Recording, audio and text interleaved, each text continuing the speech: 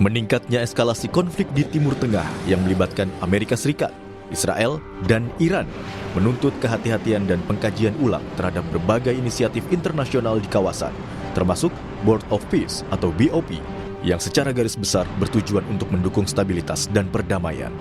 Namun, keterlibatan Amerika Serikat sebagai salah satu aktor utama Board of Peace dalam eskalasi militer besar di kawasan Timur Tengah menimbulkan pertanyaan mengenai efektivitas dan kredibilitas forum tersebut. Menurut anggota Komisi 1 DPR fraksi PKB Syamsur Rizal, secara organisasi, Board of Peace masih efektif, namun tak lagi efektif sebagai langkah komunikasi yang bertujuan untuk perdamaian. Syamsur Rizal bilang, keberadaan Indonesia dalam keanggotaan Board of Peace masih dibutuhkan untuk kepentingan diplomasi. Kalau sebagai organisasi, BOP ini mungkin masih bisa efektif, tetapi sebagai sebuah langkah komunikasi dan campaign, itu hampir tidak mungkin efektif.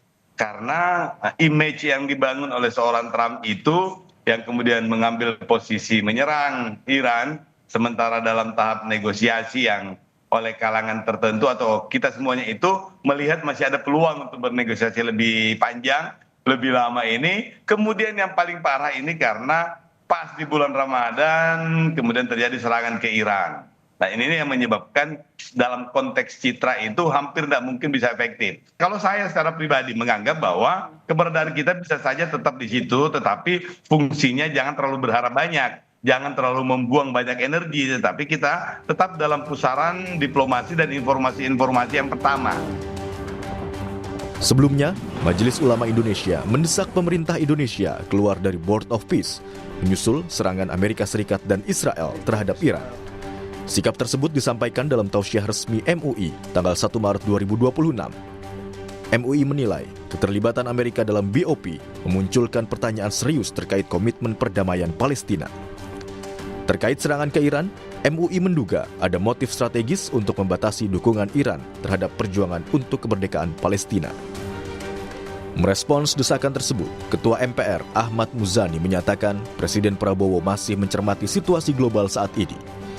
Ahmad Muzani bilang, Prabowo terus memantau perkembangan konflik di Timur Tengah. Prabowo juga akan mendengarkan berbagai aspirasi yang muncul di dalam negeri. Ahmad Muzani juga menyebut, Presiden Prabowo sudah mengetahui tentang pandangan dari MUI soal Board of Peace.